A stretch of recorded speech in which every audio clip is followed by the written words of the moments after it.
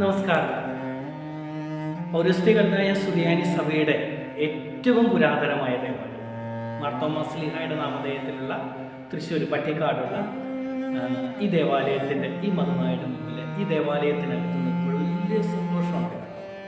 കാരണം ഈ കഴിഞ്ഞ ജൂൺ 30 കൊടിയുയർത്തി ജൂലൈ 2-3 തീയതികളിലായിട്ട് നമ്മൾ നടത്തിയ തോമസ് ശ്ലീഹായുടെ ദുഃഖ്റാന തിരുനാളിൻ്റെ ആഘോഷങ്ങളുടെ ചില ഭാഗങ്ങൾ, ചില പ്രസക്തമായ ഭാഗങ്ങൾ നമ്മൾ കുറച്ചൊക്കെ കണ്ടു ഇനി വീണ്ടും കാണുകയാണ്. വലിയൊരു സൗഭാഗ്യത്തിൻ്റെ ഒരു ദിനമായിരുന്നു. എൻ്റെ അറിവ് പ്രകാരമാണെങ്കിൽ ഈ 225 വർഷത്തിനിടയിൽ 2 അഭിമന്യ പിതാക്കന്മാരുടെ സാന്നിധ്യത്തിൽ വിശുദ്ധ കുർബാന അർപ്പിക്കപ്പെട്ട ഒരു ദിനമായിരുന്നു ഈ 2024 നമ്മളുടെ തോമസ് ശ്ലീഹായുടെ ഓർമ്മദിനം.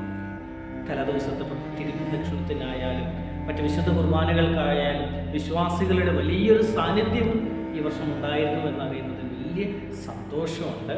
അതിലുപരിയായിട്ട് ഇടവകയുടെ 225 വാർഷാഘോഷങ്ങൾക്ക് നമ്മൾ തുടക്കം കുറിച്ചിരിക്കുകയാണ്.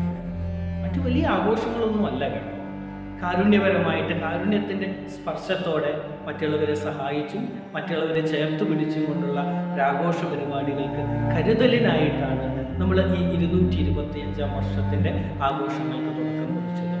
ഈ വരുന്ന ജനുവരിയിൽ ദിനഹാ തിരുനാൾ പെട്ടികുത്തി പെരുന്നാൾ ദിനത്തിൽ അതിൻ്റെ ആഘോഷ പരിപാടികളൊക്കെ നമ്മൾ ഇടവകയായിട്ട് നടത്തും. എല്ലാവർക്കും ആശംസകൾ, ദൈവാനുഗ്രഹം ഉണ്ടാകട്ടെ. ഈ ദേവാലയം കൂടുതൽ ആത്മീയമായിട്ട് നിറയട്ടെ എന്ന് പ്രാർത്ഥിക്കുകയും ചെയ്യുന്നു. ആമേൻ. ഈ അവസരത്തിൽ വലിയൊരു നന്ദി പ്രകാശിപ്പിക്കേണ്ടതുണ്ട് നമ്മുടെ പൊന്നുതമ്പുരാനോടുള്ളത്. അതുപോലെ തന്നെ ഈ വർഷം 2 അഭിമന്യ തിരുമേനിമാർ, അഭിമന്യ ഔഗിൻ കുര്യാക്കോസ് മെത്രാപ്പോലീത്ത തിരുമേനിയും മാർ യോഹന്നാൻ ജോസഫ് തിരുമേനിയും നമ്മുടെ ഇടവകയിലേക്ക് കടന്നു വന്ന് വിശുദ്ധ കുർബാന അർപ്പിക്കാൻ സ്വീകരിക്കാനായിട്ട് അവർ കാണിച്ച വലിയൊരു മനസ്സ്, ഇടവകയുടെ വലിയ നന്ദി അഭിമന്യ തിരുമേനിമാരോട് ഈ അവസരത്തിൽ രേഖപ്പെടുത്തുകയാണ്. അവരുടെ ശിഷ്ടകാല ജീവിതത്തിൽ സഭയെ നയിക്കാൻ കർത്താവ് പ്രത്യേകം അവരെ അനുഗ്രഹിക്കട്ടെ എന്ന് പ്രാർത്ഥിക്കുകയും ചെയ്യും.